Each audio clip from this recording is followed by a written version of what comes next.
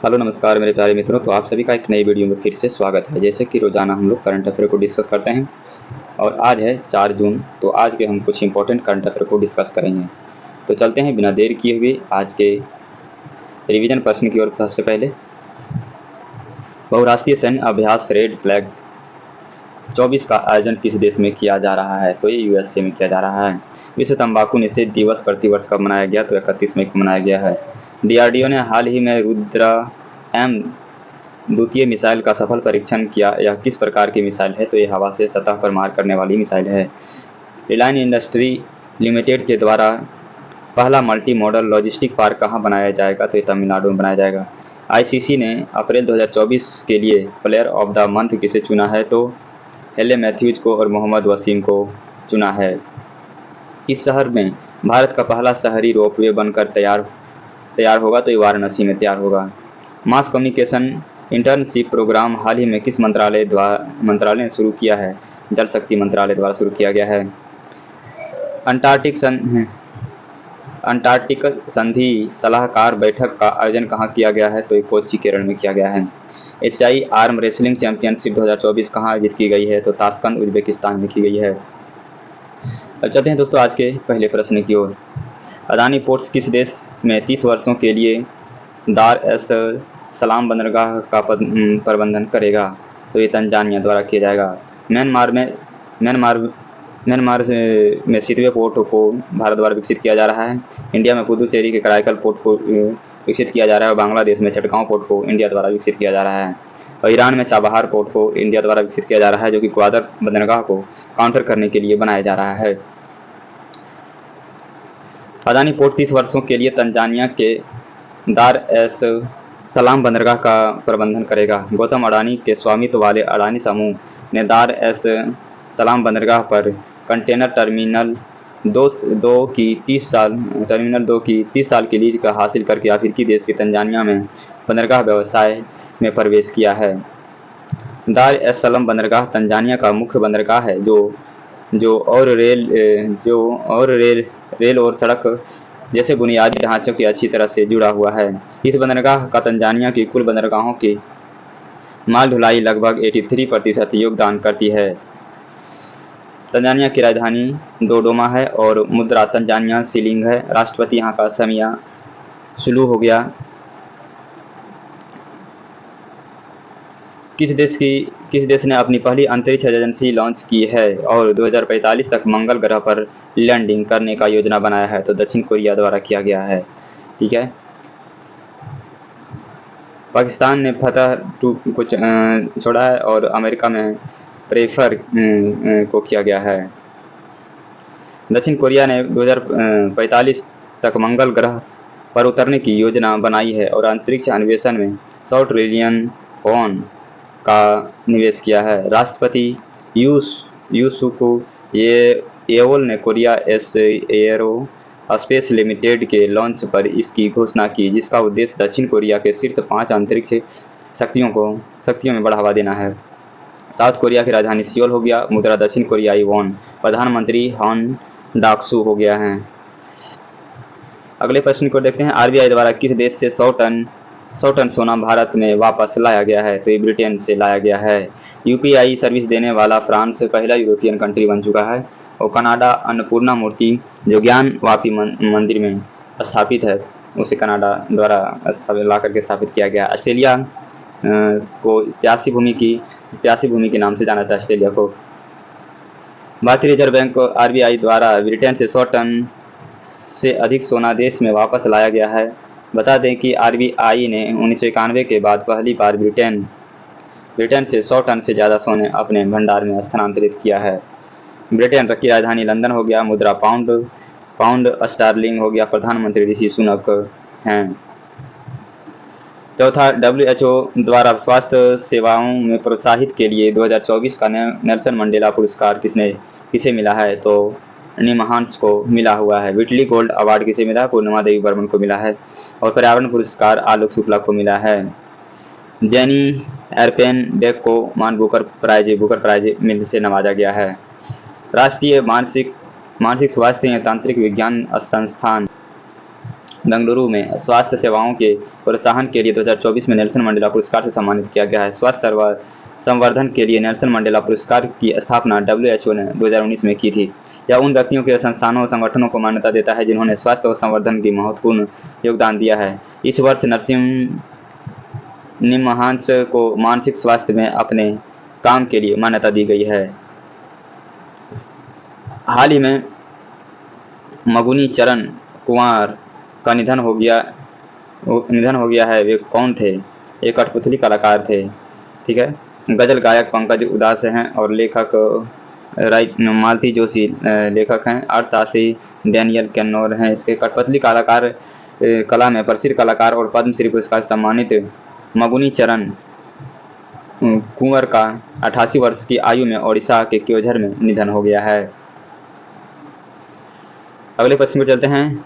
Time पत्रिका ने दुनिया की 100 सबसे प्रभावशाली कंपनियों में किस भारतीय कंपनी को शामिल किया गया है? तो ये रिलायंस इंडस्ट्री और टाटा ग्रुप को दोनों को शामिल किया गया है। 2024 के लिए टाइम पत्रिका ने एक बार फिर मुकेश अंबानी और रिलायंस इंडस्ट्री को टाटा समूह की दुनिया के 100 सबसे प्रभावशाली में शामिल किया गया है। भारत की सबसे बड़ी कंपनी कही जाने वाली रिलायंस से टाइटन श्रेणी में रखा गया है। उल्लेखनीय है कि जियो प्लेटफॉर्म की शुरुआत 2021 में हुई थी और सीरम इंस्टीट्यूट को पायनियर के रूप में सूचीबद्ध किया गया है। रिलायंस इंडस्ट्री 1958 में स्थापना हुआ है और स्थापना धीरूभाई अंबानी द्वारा के मुख्यालय मुंबई महाराष्ट्र में है और अध्यक्ष प्रबंधन निर्देशक मुकेश अंबानी है। हाल ही में संयुक्त राष्ट्र महासभा द्वारा किस दिन को अंतर्राष्ट्रीय मारखोर दिवस के रूप में मनाने की घोषणा की है? तो 24 मई को मनाने की घोषणा की है। 25 मई को विश्व फुटबॉल दिवस मनाया जाएगा। इस साल से इसका शुरुआत हुई है। 20 मई को मधुमक्खी दिवस हो गया और 22 मई को बायोडाइवर्सिटी दिवस मनाया गया है। पाकिस्तान और 8 अन्य देशों द्वारा प्रायोजित प्रस्ताव के बाद संयुक्त राष्ट्र महासभा में 24 मई को अंतर्राष्ट्रीय मारखोर दिवस के रूप में मनाने की घोषणा किया गया है।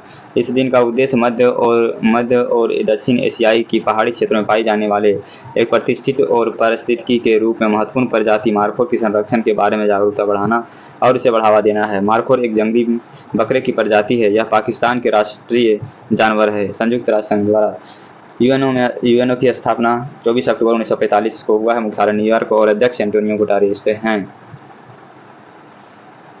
अगले प्रश्न को चलते हैं। हाल ही में परमाणु सुरक्षा अंतरिक्ष सम्मेलन कहां पर आयोजित किया गया है? तो ये वियना में किया गया है। ओपेक का हेडक्वार्टर भी वियना में है, ठीक है।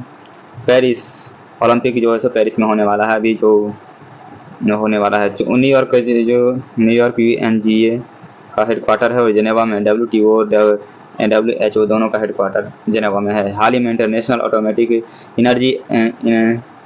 एनर्जी एजेंसी ने परमाणु सुरक्षा पर अपना अंतर्राष्ट्रीय सम्मेलन international conference on nuclear security Vienna में आयोजित किया गया है। अगले प्रश्न को चलते हैं। हाल ही में समाचारों में रही नैसी जनजाति किस राज्य में सबसे बड़ा जातीय समूह है? तो अरुणाचल प्रदेश में है। अंडमान निकोबार में सैम्फेन जनजाति पाए जाते हैं। नागालैंड में नागा हो गया और गारो हो गया, ये सब जनजाति भी होते हैं। मिजोरम में मिजो जनजाति पाए जाते हैं। पर्वत और क्रिकेटर कबाबो आनो ने माउंट एवरेस्ट पर चढ़ने वाले पहले नैसी जनजाति की महिला और अरुणाचल प्रदेश की 5वीं महिला बनकर इतिहास रच दिया है। अरुणाचल प्रदेश का सबसे बड़ा जाति समूह नैन्सी मुख्य रूप से असम के 8 जिलों और भागों में रहता है। अरुणाचल प्रदेश की राजधानी ईटानगर। मुख्यमंत्री पेमा खांडू, राज्यपाल केवल्य त्रिविक्रम पाणि और रक्षा मंत्री राजनाथ सिंह ने नेचीफू सुरंग का उद्घाटन किया है। चर्चे में रहा पहला ग्रीनफील्ड डोनी पोलो एयरपोर्ट यहीं पर है। 9वें पक्के पागा हॉर्नबिल महोत्सव मनाया जाता है यहाँ पर। हाल ही में 100% घरेलू नल जल कनेक्शन हासिल करने वाला पहला उत्तर पूर्वी राज्य अरुणाचल प्रदेश बन गया है। केई पनयोर अरुणाचल प्रदेश का 26वां जिला बना है। अगले प्रश्न पर चलते हैं। हाल ही में दुनिया का सबसे ऊंचा वेधशाला का उद्घाटन कहाँ किया गया है? तो चिली में किया गया है। भारत में रेलवे का सबसे लंबा रेलवे प्लेटफॉर्म भारत के अंदर है। चीन का भूमिगत प्रयोगशाला चीन में खोला गया है। जापान जो सो मून पर पहुंचने वाला 5वां देश बन चुका है। टोक्यो विश्वविद्यालय ने चिली में दुनिया का सबसे ऊंचा वेधशाला का उद्घाटन किया है। टोक्यो विश्वविद्यालय में आटाकामा वेधशाला का उद्घाटन किया है, जिसे दुनिया की सबसे ऊंची वेधशाला होने के लिए गिनीज वर्ल्ड रिकॉर्ड में सम्मानित किया गया है। चिली की राजधानी सैंटियागो है और आधिकारिक भाषा स्पेनिश है। राष्ट्रीय गैब्रियल बोरिक है। मुद्रा यहाँ की चिली पेसो है। और चलते हैं कुछ पुस्तक और उनके लेखक के बारे में देखते हैं दोस्तों। स्वलोविंग द सन, लक्ष्मी मुर्देश्वर की है ये book. The conspiracy, Gotabaya Rajapaksa का है ये book. Doubling in democracy, SD Munni का ये बुक है। 4 star of destiny, M Naravane का है। संस्कृति के आयाम, मनोरम मिश्रा द्वारा लिखा गया है। एन अनकॉम लव, चित्रा बनर्जी द्वारा लिखा गया है। एक समंदर मेरे अंदर, संजीव जोशी द्वारा लिखा गया है। The book of life, Vivek Agnihotri द्वारा लिखा गया है। Fire on the Ganges, Radhika Iyengar द्वारा लिखा गया है। कारगिल ऋषि राज द्वारा लिखा गया है। भारत के किस पड़ोसी देश द्वारा जल्द ही रुपी सेवा लॉन्च की जाएगी? तो ये मालदीव द्वारा लॉन्च की जाएगी।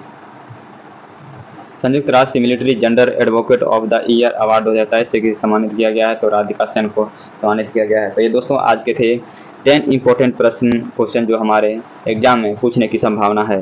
तो आप सभी को ये वीडियो कैसा लगा हमें जरूर कमेंट करके बताएं, और वीडियो में नए हैं तो चैनल को सब्सक्राइब करें, लाइक करें और वीडियो को शेयर करें। थैंक यू, मिलते हैं नेक्स्ट वीडियो में, तब तक के लिए धन्यवाद।